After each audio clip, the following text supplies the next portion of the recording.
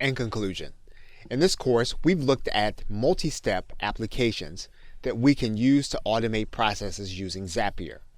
But we've also, by going to the search bar and typing in Zapier, we've found additional applications added by Zapier that give us added flexibility.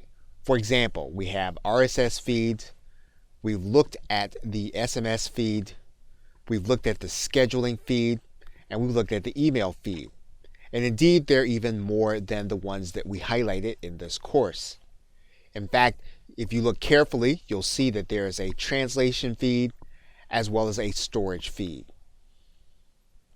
We also discussed the process for setting up events, tracking them, as well as using them to add people to your contact list.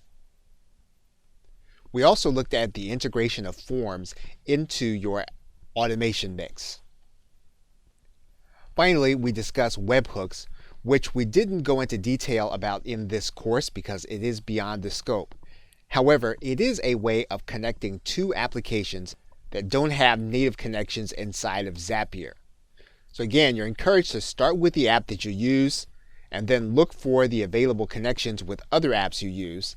And if those don't work for you, to then begin to look and to sort by the categories in the drop-down menu.